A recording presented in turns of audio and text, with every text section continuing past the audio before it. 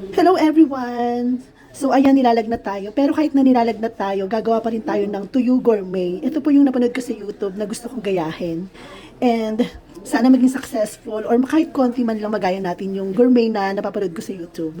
Anyway, ito nga pala yung tuyo natin. Ito yung binili natin sa sa Tiangge, ayan. Ito po yung isda na, ito yung very common, yung nabibili natin sa mga tindahan. Hindi ko alam kung anong tawag sa isda na to, pero ito po yung common na isda. Tapos, bumili rin pala ako ng tuyo na galunggong. Maliliit na galunggong po yan.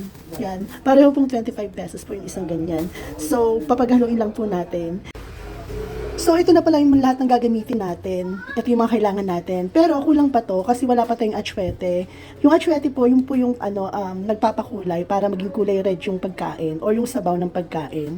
Yun. Tapos, wala pa tayong olive oil. Mas maganda kasi kung olive oil yung gagamitin natin kasi mas healthy yun. Pero, wala tayong olive oil. Tapos, wala rin tayong pickle. Diba? Wala tayong, basta marami pang kulang dito, pero nasa sa inyo yon kung ano lang yung available sa inyo, sa bahay ninyo, yun lang po yung gamitin ninyo. Huwag na tayong mag-ano pa ng bonggang-bonggang mga ingredients. So, ayun na, nagpainit na tayo ng kawali. Kawali ba yung tawag dyan? Yun. Basta nagpainit na tayo. Tapos ito yung mga tuyo natin. Tulad ng sinabi ko sa inyo, ito yung tuyong galunggong. Tapos ito naman yung tuyong, hindi ko alam kung anong klaseng isda yan, or kung anong tawag sa isda na yan. So, I think, mainit na to. Lagyan na natin ito ng mantika. Yan. Yan. May mantika na siya. Kumukulo na siya. Mainit na talaga, di ba? So, lagyan na natin. Yan. Ganyan. Ganyan yung mga ganda sa yung hindi tumatalsik. Yan. Talagang kinamay ko lang talaga, no? Yan. Wala kasi tayong tong eh. Hanapin ko yung tong mamaya. Ito, kunin na natin kasi hindi natin ito kailangan i-toasted. Yan. Ayun, ang bago.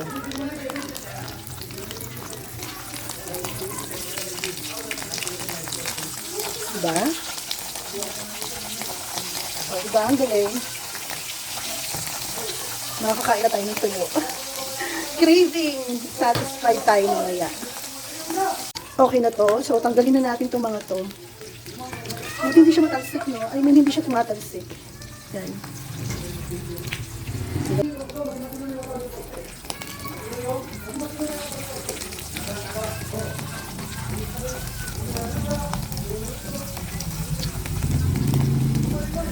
So, ayun yung mga tuyo natin, luto na. Tapos, ito na yung next natin, yung mga galunggong. Tapos, ito yung tong. Nakita ko yung tong kung kailan patapos na, di ba? So, ito na yung mga tuyo natin galunggong. Mas madali pala silang maghiwa-hiwalay kaysa sa sa isang klase ng tuyo. Ito, ang bilis naman lambot ng kasi ng mga pipe nila eh. Oo, ang bilis ng magputol-putol. So, ayan. Nagsasaw na ako ng konting kanin. Ito nga pala yung natira ko kanina kasi hindi ko naubos. Pero yung oil kanina, hinapon ko na kasi masyado ng itim. Tapos ang dami pang natira na debris. Wow, debris. Hindi debris tayo ngayon ha. So, ayan. Sangag-sangag muna tayo. Kung gusto nyo nga palang maghiwa-hiwalay itong mga kanin, panisasangag kayo, lagyan nyo ng konting tubig. Yun yung sikreto. Okay? Pagdikit-dikit. Ito na pala yung mga tuyo natin. Tinanggalan na po natin ng ulo yan at saka mga kaliskis. Tapos ito yung mga natira. Ayan, ipapakain natin yan sa mga alaga nating pusa para mangati sila. Charot! So, I'm good to go. Pwede na nating ilagay yung mga sibuyas. Kayo ba pag nagigisa kayo, anong inuuna nyo? Sibuyas or bawang? Ako kasi ang inuuna ko talaga, sibuyas. Kasi unang-una sa lahat, yung bawang madaling masunog. Yung sibuyas naman may tatlong dahilan. Una, hindi madaling masunog. Pangalawa, yung sibuyas, pwede mo siyang ilagay kahit hindi pa mainit yung mantika. Pwede mo na siya kagad igisa. Pangatlo, yung sibuyas din ang dahilan kung bakit hindi masyadong matalsik or tumatalsik yung mga mantika. So, ayun lang, na-share ko lang. So, ayan. Medyo medyo luto na itong natin. Hindi naman natin ito-toasted talaga itong mga to. Pero, yung sakto lang. Yan. Ilalagay na natin yung mga carrots natin. Itong mga carrots na to, hiniwa ko siya ng paganito, yung pahaba, tapos medyo makakapal. Kasi gusto ko yung crunchy, tapos meron ka pang kinakain na mararamdaman mo. Yung iba kasi nakikita ko ginagawa nila, hinihiwa nilang pabilog. Tapos, ginagawa nilang star, nilalagyan nila ng design. Pero ako ito, simple lang, pero rock. Charot. So, itong mga carrots na to, okay na to. Hindi naman natin kailangan pakaluto eh. Kasi tulad nga na sinabi ko, gusto ko yung medyo crunchy pa. Yan. Tapos, pwede natin lagyan ng dahon ng laurel. Dahon laurel talaga yung inuna. Tapos, ito, yung pamintang buo, tsaka pamintang durog. Yan, mas marami, mas masarap, diba? Yan, dapat ganyan. Ganyan talaga dapat karami. Diba? Tapos, lagyan natin ng asukal. Yan. Siguro mga, 1.5 lang ng asukal. Kutsara. Tapos, lagyan din natin ng konting suka.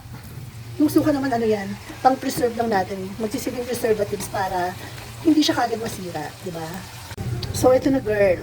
Ayan, nilagyan na natin yung mga tuyo natin. Ayan. Pero huwag natin masyadong haluin kasi baka natatakot ako baka sila, malasog-lasog. So, ito, niluto ko to hindi para para kainin ng isang upuan lang Niluto ko to kasi pag nag-crave ako ng tuyo, wala akong makain. So, ayan, nagluto ako ng tuyo gourmet. So, ayan, ilagay na po natin dito. Ang gulo ng ko, diba? Ang gulo ko magluto.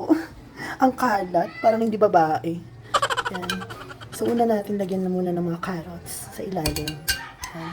Tapos, tuyo. Ayan. Alternate yung gagawin natin para maganda naman yung natin. Presentation.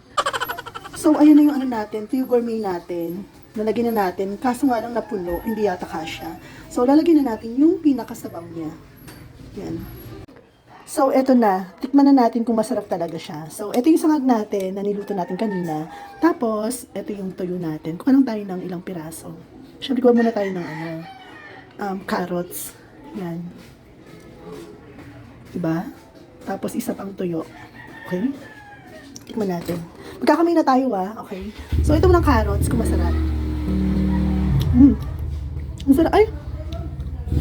Masarap siya. Akala ko siya mapait.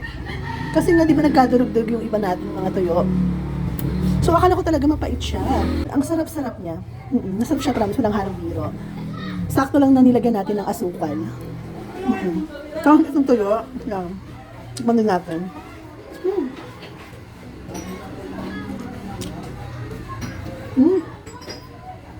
Lambot. Ang sarap, promise. Try nyo din. So, ayan.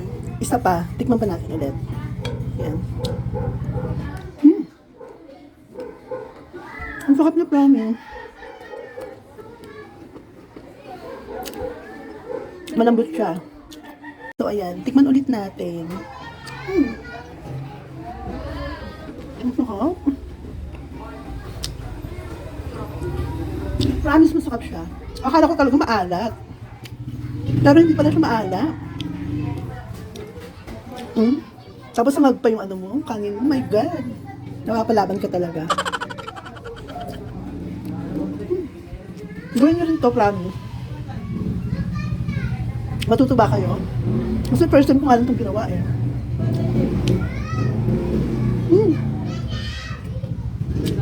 Ang sakap. So, ayun lang mga katambing. Hindi na ako makapagsalita. So, yun lang. Hanggang dito na lang, paalam.